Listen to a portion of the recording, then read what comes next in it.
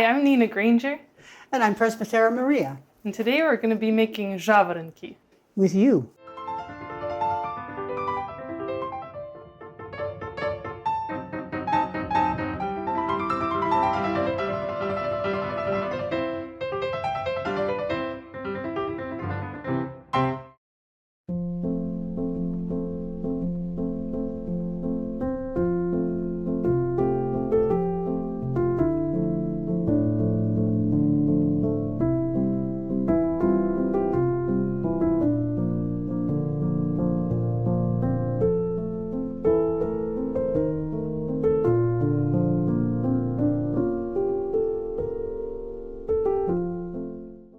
This is Rufus. Say hi, Rufus. He's very happy to be here. He's going to be a minimal helper. He's very busy with his own spatula here.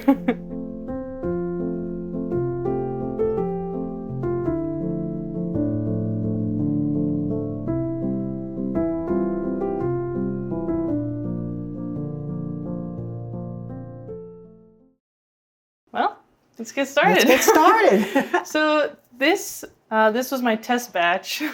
This is something that really reminds me of my childhood because I didn't really grow up knowing the story of the 40 Martyrs, but somehow like жаворонки would just like end up at our house, or like someone in our parish would bake them. So I'm excited that we're gonna make them today. The first step, we're gonna warm the Lenten milk and add water.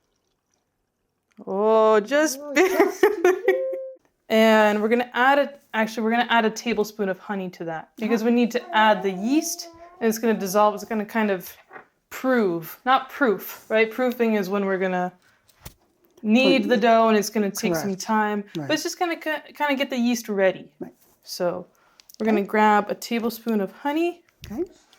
It's a little sticky. Good quality. Honey. Yeah. Good honey. Okay. Does that go in with the milk? It's going to go in with the milk. And is the water in with the milk too? Yes, it is. It's a heaping. Yeah, heaping. All right. Kind of stir it in, Okay. Let it dissolve. Yeah. So we're going to add our yeast. So our 4.5 teaspoons of yeast. This is dry active dry yeast. And we're going to let it get kind of bubbly. I think I go through seasons between being a baker and a cook. I was so spoiled when I worked in a bakery, and it has, I had my own baking desk and all my flours under the desk, and there was no oil, so nothing got really greasy and yucky. Everything just kind of, you sweep it right up. But when I'm baking in a kitchen, I think I've been spoiled. So, but I didn't really get the baking itch this winter. I think I was busy with someone else. Let's see, we're gonna add remaining liquid ingredients in a separate bowl or pan. See, we've got the warm milk, water. Now we're gonna go for vegetable oil and orange juice. Okay. So I like to use avocado oil on fasting days. Okay. It's also just what we have now. Do you like the avocado oil? This one's fine. I actually am very picky about alternate oils and avocado oil, but I found that this one doesn't have too much of a taste, aftertaste. But it's not too sweet. Mm-hmm. Oh, wow, just enough. Just enough. Right. Perfect. Mm-hmm. It's kind of like one of those like stick to your bones recipes, right? Right. Like it's not just like a piece of fluffy bread. Right. It's sustenance. It really is. You can have it. Okay. Especially these bigger ones. To make 40, it'll be that size. Right. Okay. And we could put in the vanilla. How much of this? Just 1 tablespoon. Right. Yeah. 1 tablespoon. Well, I have to say, I'll pause again on that milk. I'm not a big fan of the various milks. I haven't found one that I really like. I would just wait for the fast to be over. So you're black coffee kind of gal during the I'll take it fast? black for now. Yeah. Okay. Yeah. So I always like to weigh my flour. That was the one thing that really changed my baking. Yes, I understand that. Yeah. I don't always do it, but I know that it's wise to do that. We're almost done, buddy, with this mixing. You're doing a very good job encouraging us.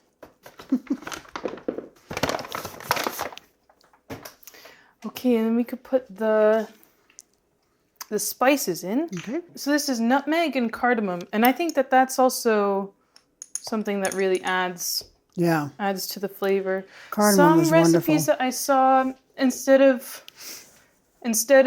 Lenten milk or even orange juice, so they'll just do all water and orange zest. Oh, so that's another option. Lively, yeah. Didn't have any orange juice. Is a wonderful thing. Cardamom is wonderful. Yeah. Yeah, smell that. Smell it. We love cardamom. No salt or anything? Sugar. Right, Sugar. That's what we need. My association with these has to do with wedding bread, Ukrainian wedding bread called korovai.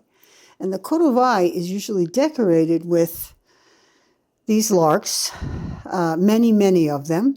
And I understand that the symbolism there, because marriage, as we all know, is a form of martyrdom. Not to be humorous about it, but that is the image that the church uses. And so this, therefore, the larks on top of the korovai bread is a reminder of the husband and the wife that they are subjugated to each other. And I think it's a lovely image.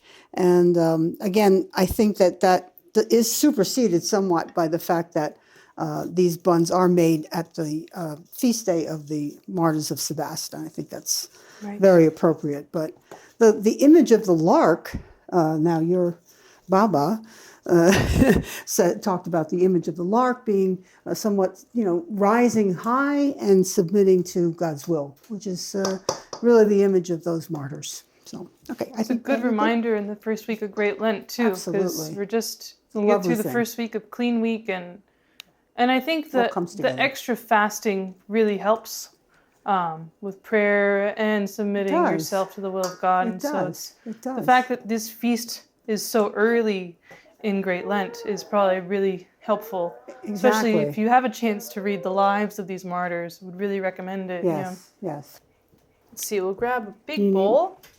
You might need this to get it out. Might put the honey in with the warm.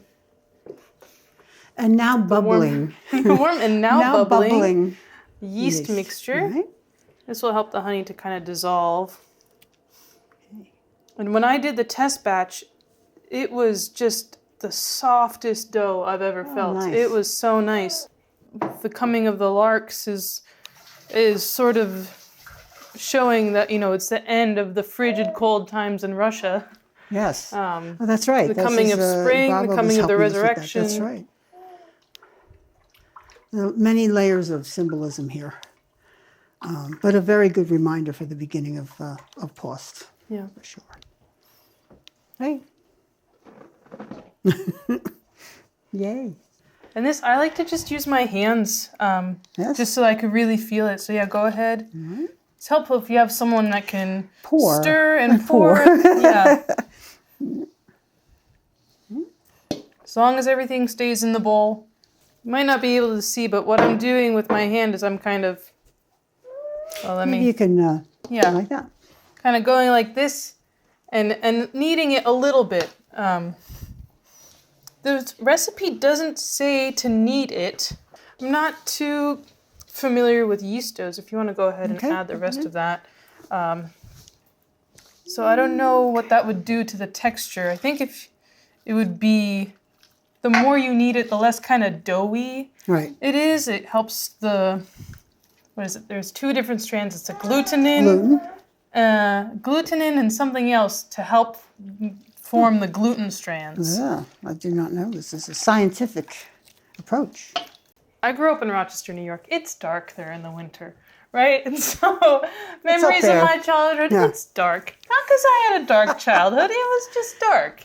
So it's kind of dark. It's the time of year. And then all of a sudden, there's just this incredible little bird appeared.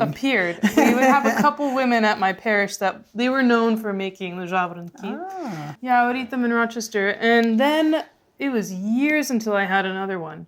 Probably until I moved here and and made some really? dough, and the students at the seminary made some last year. Do we put it out on the board or do we keep it in the bowl? Keep it in a bowl, bowl? I think in a greased bowl. Okay. Feels Cover good. it with a tea towel. And it smells very nice. It kind of reminds me of kulich. Let's go ahead and cover it.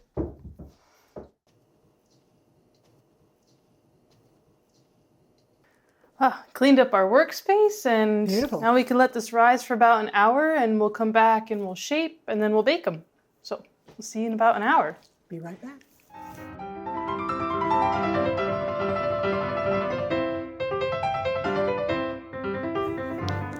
All right.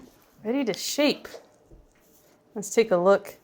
Nice. Very Yeah, it's nice. risen some. Yeah. Not too much, but it's kind of a denser dough, so That's you're not right. going to really get that nice, smooth rise. But so I think the next thing we're going to do is we're gonna punch it down. Get rid of some nice of thing. that. Yeah, some of that extra gas that has built up. We're going to punch it down. And then we're going to be shaping this into 40 lark buns. So the way that I do it is I'm going to measure how much dough we have and very divide scientific. it by 40, and then we're going to weigh out each piece. Each piece. Very good. For me, there's no other way. Okay. Put it right on. Just going to see how much dough we have. 2,580 grams. So let's go for about 64 grams each. We can put this. This can be our. Okay. If you don't have a bench knife like this, you can use just a regular kitchen knife. Chef's Yeah. knife. We're going to measure about 64 grams. In Presbytery, you can start, if you want, they can have a little bench rest, or you can just go ahead and start shaping them into a snake. Yeah, snake. Because most likely, once your dough has risen, it's pretty pliable. You're going to roll it out into a snake, and then you might let it sit a little bit, and then roll it out again, so that the elasticity kind of develops, Right. and you'll be able to roll it longer the second time you roll it out. You don't ever want to just pull the dough, because that will make all these gluten strands just break. They will break. Yeah. That is So you correct. want to be gentle. You'll roll it out. Presbyterian Marie's doing a great job. She rolled it out. And then we might go back to that one and roll it out again. A little more. Just a little more. Yep. Just until you kind of get the shape or the length that you need to do the little twist, the little birdie twist. That's right. So what I remember is there were, the 40 martyrs that would not worship these idols, and they were tortured for a while. Like you said, they're in Cappadocia, and one of their final tortures was the fact that they were put in this freezing water, and it was cold. It was nighttime. They were tempting them. They had a banya, like a steam bath. The soldiers, the guards rather, were promising them warmth and, come on Right. out and we'll take care. And one of them, he couldn't endure, and he gave up, and he left the rest of his companions. And he went to the banya, and it said that he died almost instantly. And shortly after, one of the guards that was watching over the 40 now the 39 martyrs saw only 39 crowns descending. Yeah, So that's very he significant. understood that these were significant people, these men. There was something really true in what they were saying, and he joined them. He said I am a Christian, and he joined them. They actually roll out better once you have them like this, and then you go to the next step, like this one. Oh, Like, right, you know what I mean? yeah. You're So right. You do made it- that point. That's You good. start it, and it's like it needs time. Well, time. To kind of figure out, okay, I am no longer in this large dough ball. Right. I am amenable to being a little snake. Sneaky. Give me some time. We're working through it. Yeah. What's a good length, would you say? So the best way that I know, Presbytera, to test the length is you just have to try it. So Do the fold. There you go. to make a little knot. There's a sample twist. You want to make enough space for one of these ends to come through under here, and that's going to be the head. So already it sort of looks like a little birdie. Pinch the beak. It's funny. Sometimes if you pinch it one way, it looks like a duck. Another way, so I kind of go back and forth Use your a little imagination a little bit. Flatten the tail. But yeah, definitely feel that it's rendering a longer snake Yeah. after you have it one already out, And then there's a couple tools. You can use a knife if you're working with children and you don't want to, you're not ready for them to move on with their knife skills. You can use a little chopstick to add the little ridges in the tail. Now the eyes are tricky, so I'm going to cut this in half. Just try to stick the eyes on. You can try to make it by just shaping it in your hand. If you hold it in your hand, kind of squeeze it. Look at that. It kind of looks like a little bird is popping out. While you're working on shaping, it would be a good idea to preheat your oven. Yes. I think it's 325 degrees that you want to preheat to, and they'll bake for about 25 minutes. The thing about these is that they're not really going to get super dark. Right. So touch them so that they're firm. Yeah, it's a fine line. If they start getting dark on the bottom, that'll happen before they kind of get the nice golden brown that you usually look for when you're baking a roll. And it's just not going to happen with these unless you do have some extra Lenten milk and you want to brush them on top. But we're going to keep an eye on, are they dark on the bottom? Right. What does it feel like? So I've got our first batch that's going to go in the oven. Okay, I'm going to show it. First batch.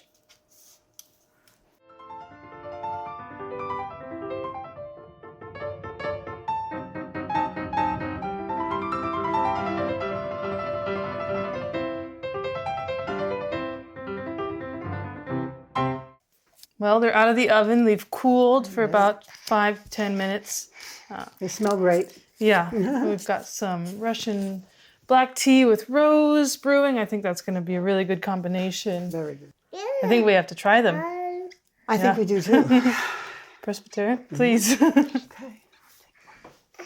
Some of the eyes stayed on and some didn't. These cloves, they poked out a bit, but... Feels very good. Nice Yeah, feeling. this Nice one. and warm. Warm bird. One bird. Lovely. You want to smell it? Nice consistency. Very nice.